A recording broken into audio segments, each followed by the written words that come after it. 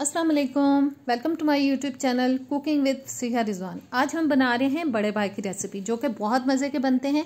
आप इसको ईद पर ज़रूर ट्राई कीजिएगा, इंशाल्लाह ताला रेसिपी आपको बहुत पसंद आएगी। तो आइए शुरू करते हैं, लेकिन उससे पहले चैनल पर नए आए हैं तो प्लीज़ सब्सक्राइब करें, बेल के बटन को प्रेस करें ताकि नई वीडियोज़ आप तक आती रहें। वीडियो अच्छी लगे तो लाइक और शेयर भी कीजिएगा। तो आइए बिस्मिल्लाह करते हैं। सबसे पहले जी मैंने गाय के 2 पाए ले लिए हैं। इनको मैंने अच्छी तरह से पहले धो लिया है। धोने के बाद इनको डाल देंगे हम प्रेशर कुकर के अंदर, और साथ ही डालेंगे प्याज जो कि मैंने आधा लिया है। इसको मैं मोटा मोटा रफली सा काट के डाल रही हूँ। पायों को हमें गलाना है पहले। लहसुन जाएगा तकरीबन 5 से 6 जवे मैंने डाल दिए हैं। 2 इंच का तकरीबन टुकड़ा ले लिया है अदरक का, इसको भी मोटा मोटा काट के डालेंगे। साथ ही कुछ खड़े मसाले डाल देंगे जिसमें 4-5 जाएंगे लौंग, 2 मोटी इलायचियाँ, 1 दालचीनी का टुकड़ा, 1 जाएगा तेज़पात। नमक डालेंगे 1 टीस्पून। ऑयल जाएगा तकरीबन 2 से 3 टेबलस्पून तक। पानी डालेंगे हस्बे ज़रूरत। पानी हमें थोड़ा ज़्यादा मिकदार में डालना है, इतना होना चाहिए जिसके अंदर पाए बहुत अच्छी तरह से गल जाएं।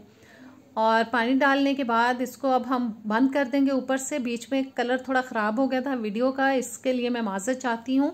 चूल्हा मैंने जला लिया है। इसको तकरीबन 35 से 40 मिनट हम पकाएंगे प्रेशर कुकर चलने के बाद। उतनी देर में हम एक मसाला बनाते हैं, जिसके लिए पैन में मैंने डाल दिया है जी 1 दरमियाने साइज़ का नॉर्मल स्लाइसिस में कटा हुआ प्याज। 2 बड़े साइज के मैंने टमाटर ले लिए थे, उनको भी मोटा मोटा रफली काट के डाल दिया।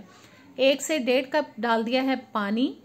थोड़ा हिला देते हैं इसको। ऊपर से कर लेंगे अब हम कवर, और चूल्हा जलाने के बाद तकरीबन 15 मिनट के लिए हल्की आंच पे पकाएंगे ताकि दोनों चीज़ें अच्छी तरह से गल जाएं।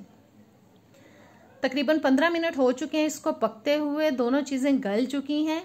चूल्हे को कर देंगे अब बंद, और इसको उतार के हम थोड़ा सा ठंडा कर लेंगे दोनों चीज़ों को। प्याज और टमाटर थोड़े ठंडे हो चुके हैं कि मेरा हाथ बर्दाश्त कर पा रहा है इनको।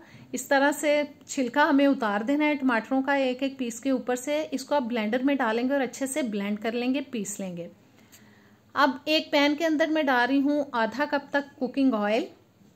साथ ही इसमें डाल देंगे हम अदरक और लहसुन का पेस्ट जो कि मैंने 1 टेबलस्पून ले लिया है।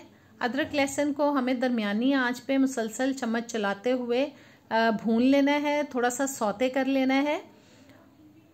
और बस जी अदरक लहसुन थोड़ा सा सौते हो चुका है। अब डाल देंगे इसके अंदर हम ब्लेंड किया हुआ प्याज और टमाटर। जग के अंदर थोड़ा सा लगा हुआ है, इसलिए खंगाल के थोड़ा सा पानी भी शामिल कर रही हूँ।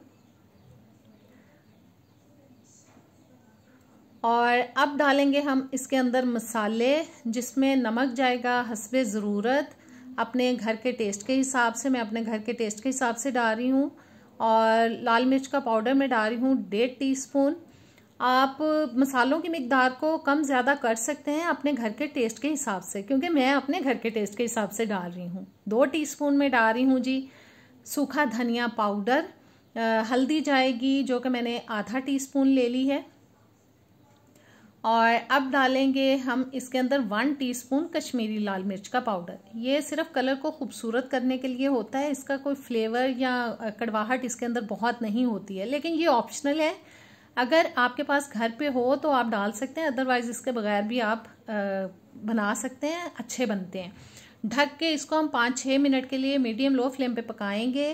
तकरीबन 5-6 मिनट हो चुके थे मसाले को पकते हुए, और पाए जो हैं वो भी गल चुके हैं। प्रेशर कुकर मैंने खोल लिया है, और अब हम डाल देंगे जी इसके अंदर पाए।